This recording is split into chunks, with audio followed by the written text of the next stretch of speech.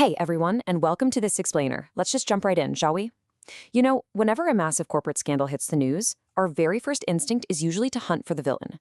We look for that single rogue employee, that incredibly greedy executive, the classic bad apple. But what if that whole way of thinking is actually dead wrong? In This Explainer, we're going to completely shift our perspective. We're going to explore the massive, invisible forces of corporate culture and structure. We are going to look way beyond the bad apples and examine the anatomy of the bad barrel itself. To kick things off, I want you to ask yourself a pretty tough, deeply personal question.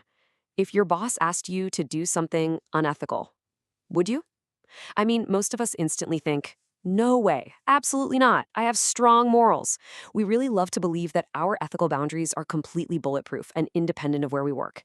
But as you're about to see, the data tells a vastly different story about how humans actually behave once they're inside an organization. Check this out. This is the breakdown of how employees actually behave, known as the 10-40-40-10 rule.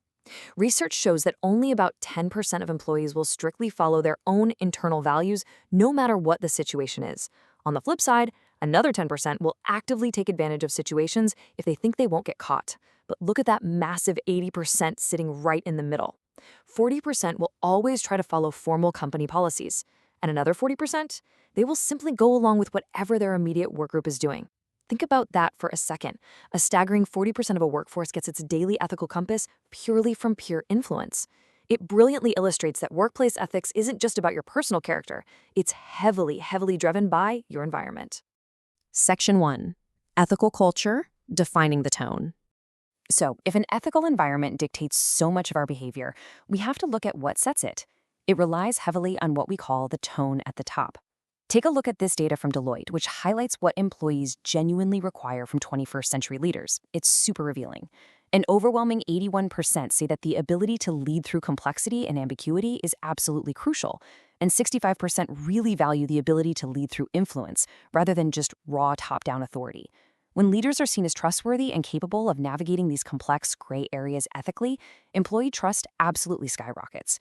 This tone from the leadership is literally the baseline for the entire organization's culture. Moving on to Section 2, Corporate Culture Types, 4 frameworks. We can actually categorize companies into 4 specific types based on 2 core dimensions: their concern for people and their concern for performance.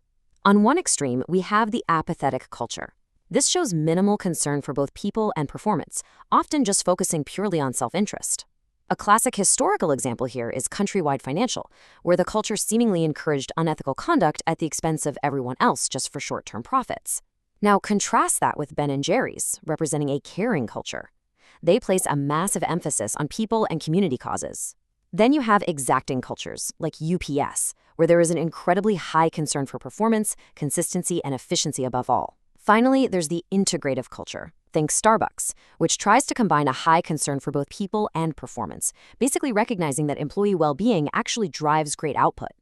Now you might be wondering, how does a company maintain that balance? How do they avoid sliding into complete ruthlessness or total apathy? Well, it often comes down to this really fascinating academic concept, quiddity. It literally means the essence or nature of a thing. In the business world, a company's quiddity represents its founding principles and its history. When a company truly embraces its quiddity, it anchors itself from within. It creates this incredibly stable culture that naturally resists drifting toward unethical extremes. Which brings us to Section 3, Org Structure, Structure Comparison. Okay, so we've looked at the cultural soul of a company. Let's zoom in on its structural skeleton, because that drastically shapes how ethical decisions are made. We generally look at 2 structural models, centralized and decentralized. In a centralized structure, like General Motors, for example, decision-making authority is locked up at the very top. It's built on strict rules and formal procedures. And sure, while this can enforce compliance, the huge ethical blind spot is a lack of upward communication. Top management might be completely blind to unethical stuff happening on the ground, and lower-level employees often just resort to blame shifting. On the flip side, you have a decentralized structure, like Google, which empowers employees and pushes authority downward. It's highly adaptable, which is great, but the risk here is ambiguity. With fewer strict controls, you might get rogue employees or isolated departments developing their own, diverging, completely unethical subcultures. Section 4. Groups and the Grapevine, Informal Networks. Beyond the official org chart, the daily behavior of that massive 40% of employees we talked about earlier is heavily, heavily dictated by their immediate teams. This brings us to a crucial psychological concept called differential association. This is the idea that people actually learn ethical or unethical behavior while interacting intimately with their immediate work groups. Imagine you're a new hire, right? And the experienced veterans in your department show you how to pad your expense reports, telling you, hey, this is just how we do things here. That is differential association in action. You are being subtly pressured to engage in misconduct just to prove your loyalty and fit in.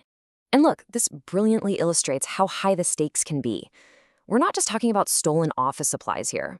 Differential association can literally be fatal. Take the tragic real-world example of NASA's Space Shuttle Columbia disaster.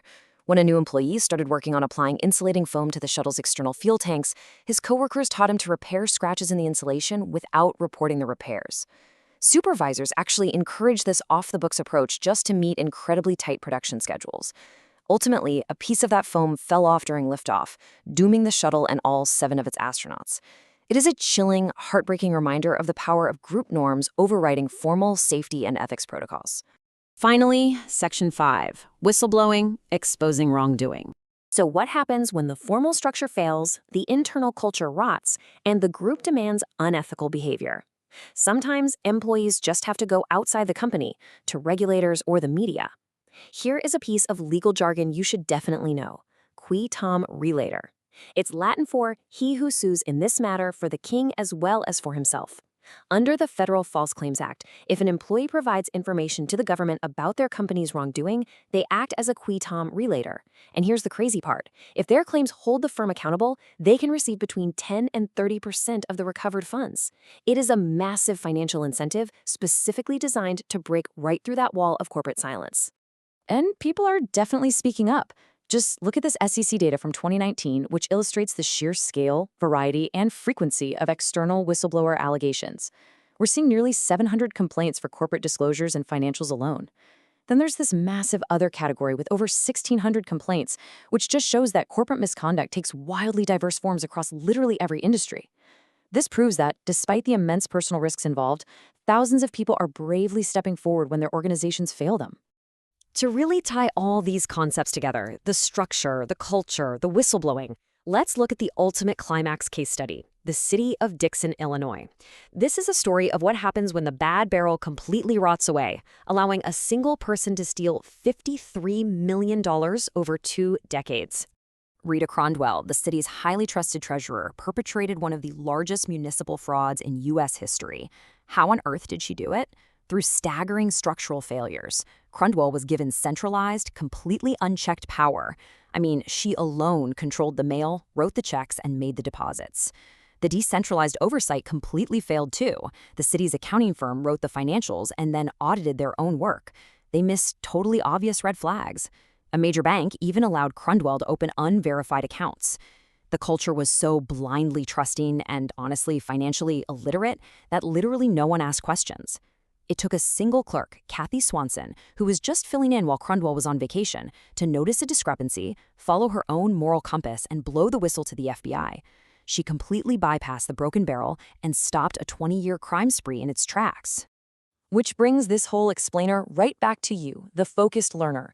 We've seen that culture drives behavior, structures create huge blind spots, and peer pressure is absolutely immense. So I want to leave you with one final lingering question to evaluate your own readiness. If your workplace environment suddenly threatened your integrity and you realize you were sitting inside a bad barrel, are you prepared to blow the whistle in your own organization? Think on that for a bit. Thank you so much for joining me on this explainer, and remember, keep questioning the structures around you.